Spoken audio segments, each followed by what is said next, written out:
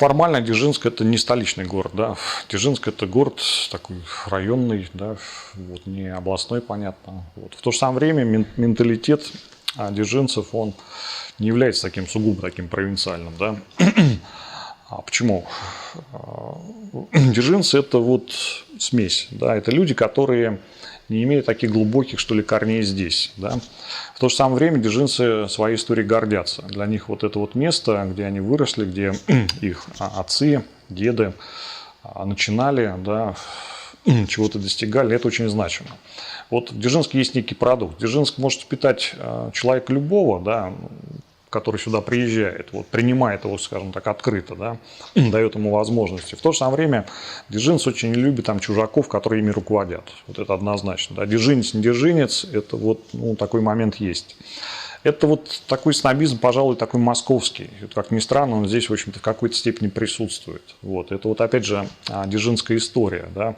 Можно было начать сначала, с нуля, да, но в то же самое время, если ты чего-то достигаешь, ты этим гордишься. Ты гордишься с теми, кто достиг этого здесь, да, исходя из своих таких вот, скажем, коренных возможностей.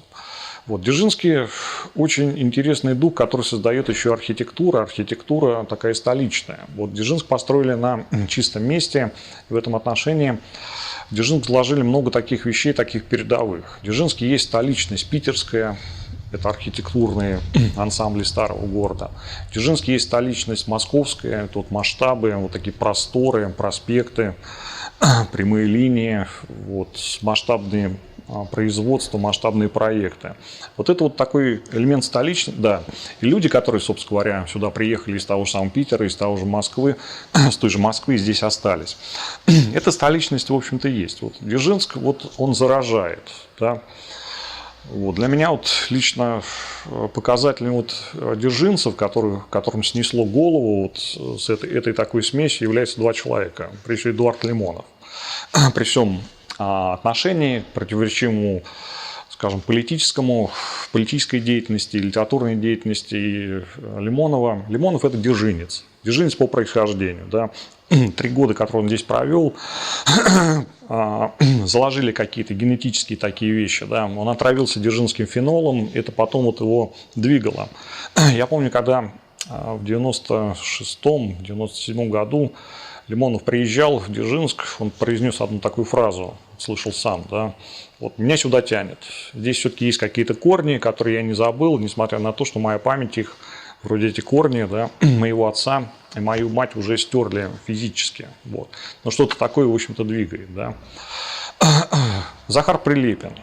Это человек, который не родился в Дзержинске, но он здесь сформировался вот в таком активном таком возрасте. Вот. Это человек, ну, нельзя сказать, что он прям дзержинец, там, стопроцентный, что он здесь живет.